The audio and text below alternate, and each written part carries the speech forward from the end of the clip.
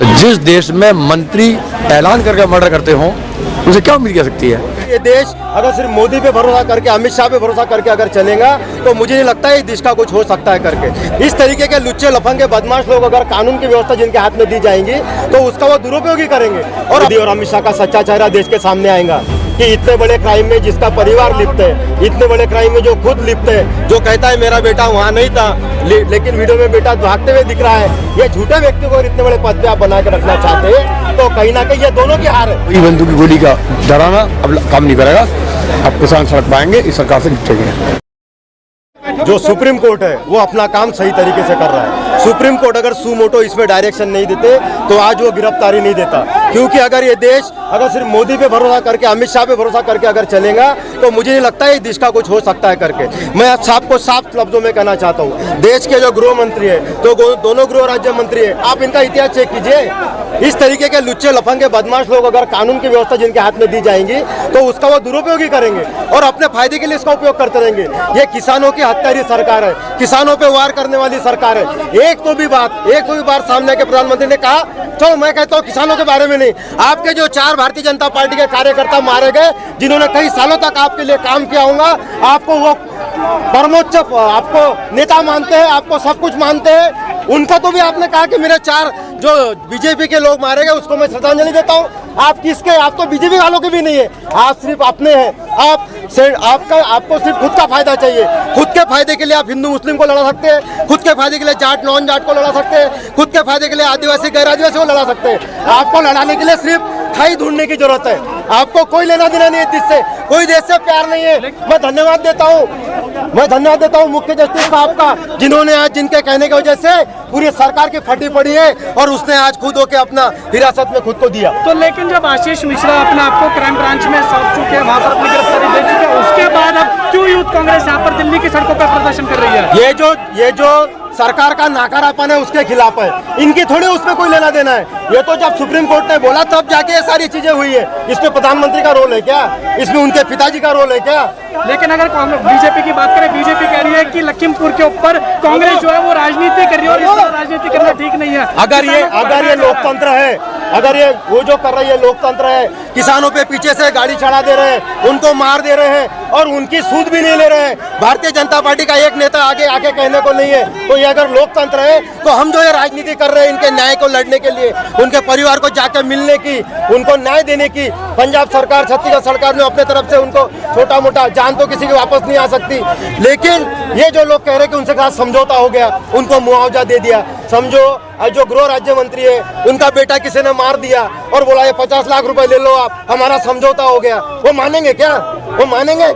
लेकिन अगर बीजेपी की बात करें, बीजेपी ये भी आरोप लगा रही है कांग्रेस के ऊपर कि कांग्रेस जो है वहाँ पर माहौल खराब करने की जो है वो सारी चीजें कर रही है। इस चीजों से जो कांग्रेस कर रही है वहाँ का माहौल खराब हो रहा है लखीमपुर। अच्छा, जहाँ पे 10 लोग मारे गए, कई लोग घायल है, वहाँ का माहौल अच्छा है, और कांग्रेस अगर उसके तह में जाके न्याय दिलाने की कोशिश करती है तो माहौल खराब हो रहा है। माहौल की इतनी चिंता होती तो पहले दिन गिरफ्तार करते गृह राज्य मंत्री के बेटे को, गृह मंत्री का इस्तीफा ले लेते। इनको माहौल की चिंता नहीं है, ये अहंकारी सरकार है, ये घमंडी सरकार है, और इनको जो ये हुआ है कि हम कई सालों तक सत्ता में बने रहेंगे। ये भारतीय जनता पार्टी नकली आइडियोलॉजी पार्टी है, राष्ट्रवाद की नकली बात करती है, नकली देशभक्त पार्टी है। किसान मारे गए, इस्तीफा ले लेते, इतने तो आपने नए लोगों को मंत्री बना दिया, किसी और को बना देते। ये कोई ऐसा मंत्री थोड़ी है जो देश में बहुत बड़ा योगदान है। इसका इतिहास अगर देखेंगे तो मर्डर में, डकैती में इसका नाम है। अजय मिश्रा अगर इस्तीफा नहीं देते तो आगे कांग्रेस के क्या कदम रहने वाले हैं? अजय मिश्रा अगर इस्तीफा नहीं देते तो इनका जो सच्चा चेहरा है रंगा बिल्ला का, मोदी और अमित शाह का सच्चा चेहरा देश के सामने आएगा कि इतने बड़े क्राइम में जिसका परिवार लिप्त है, इतने बड़े क्राइम में जो खुद लिप्त है, जो कहता है मेरा बेटा वहाँ नहीं था लेकिन वीडियो में बेटा भागते हुए दिख रहा है, ये झूठे व्यक्ति को इतने बड़े पद पे आप बना के रखना चाहते हैं तो कहीं ना कहीं ये दोनों की हार है। ऐसा ये हर बार हारते हैं, ये बेशर्म है, इनको कोई फर्क नहीं पड़ता। कांग्रेस के क्या कदम रहेंगे आगे? कांग्रेस लगातार उन परिवारों को न्याय दिलाने के लिए लड़ते रहेंगी, कोशिश करते रहेंगी, लगातार अपना काम जो है लोकतंत्र को मजबूत करने की। ये कांग्रेस ही है। ये मुद्दा क्यों गर्म हुआ, ये इसने अभी क्यों हिरासत में, क्योंकि पूरे देश में माहौल इसके खिलाफ न्याय दिलाने के लिए सड़कों पे उतर के जो करना है, जितना भी हमारे में दमखम है पूरा जो डालते हुए हम कर रहे हैं। भाई सुधार है उत्तर प्रदेश के अंदर। उत्तर प्रदेश सरकार ने कुछ किया नहीं 5 साल, हिंदू मुस्लिम जलाने के अलावा, गाय भैंसे छुड़वाने के अलावा, इसलिए सरकार इलेक्शन तक इसको डाइवर्ट करना चाहती है। अब तक वो हिंदू मुसलमान बांटने की कोशिश करी थी, अब हिंदुस्तान बांटने की कोशिश की है, तो एक अटैक है। आप ये समझ लो, एक मिनिस्टर जो होम मिनिस्टर है, जिसको जिम्मेदारी पूरे देश की जिम्मेदारी है, तो होम मिनिस्टर अगर पंजाब में ये कहे कि मैं मंत्री नहीं हूँ, मंत्री से पहले मैं, विधायक से पहले मैं क्षेत्र का क्या हूँ वो लोग समझ लें, और 2 घंटे सुधार दूंगा, और 2 घंटे के बजाय 7 दिन जाकर उसके बेटे सुधार दिया, तो ये अटैक है, ये मर्डर है किसानों का। तो जिस देश में मंत्री ऐलान करके मर्डर करते हों, उनसे क्या उम्मीद कर सकती है? तो इसलिए ये घटना पूरे देश के किसानों के लिए एक बहुत दुखदायी है, और पूरे देश के किसान इसको ऊपर करेंगे। मंत्री को जो डिमांड हमने की है, मंत्री गिरफ्तारी और मुकदमा, ये जब तक नहीं होगा तब तक लड़ेंगे पुलिस के अंदर।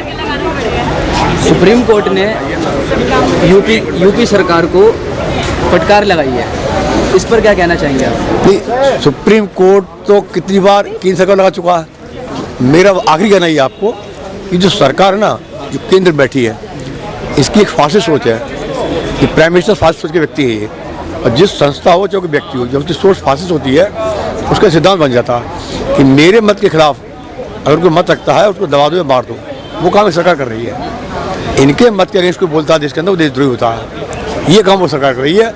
उसी कड़ी किसानों को दबाना है, टेरर कायम करना है, ताकि किसान जो वो मुद्दे, जो हमारे मुद्दे जो उत्तर प्रदेश के थे, गन्ने का था, गन्ने का भाव नहीं बढ़ा 5 साल से, सबसे कम रेट गन्ने का है हिंदुस्तान में, उत्तर प्रदेश के अंदर बिजली की सबसे ज़्यादा है, बकाया सबसे ज़्यादा है। इन इशूज़ से किसानों के इकोनॉमिक, उन इशू को नाम सड़क मिला, इसलिए ये सब ध्यान डाइवर्ट किया और किसानों को अटैक किया गया है, टेरर पैदा करने अटैक किया है। ये मैं कहना चाहूँगा, और इसको लड़ेंगे हम।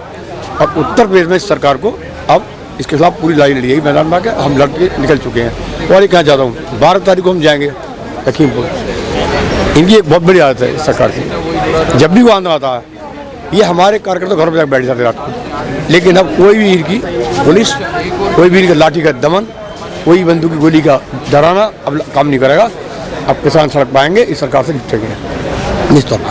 हरियाणा की खट्टर सरकार जो कहती है कि हर जिले में किसानों का प्रदर्शन जो भी है, इसके लिए क्या नाम है, आप अब बाहर लठ लेके बैठिए, इनको मारिए। मैंने आपसे साफ बात करी, जिस देश का प्रधानमंत्री ऐसा बैठा हो तारसा सोच का, 700 लोग मरे हों बॉर्डर पे, उनके बारे में शब्द ना बोलता हो, लॉकडाउन में 1000 लोग मरे हों, सैकड़ों लोग पहले, उनके लिए कोई ना बोलता हो, और नोटबंदी में कितने लाइन मरे हैं उनके लिए ना बोलता हो, अमेरिका में 4 लोग मरते उनके संदेश जारी करता हो।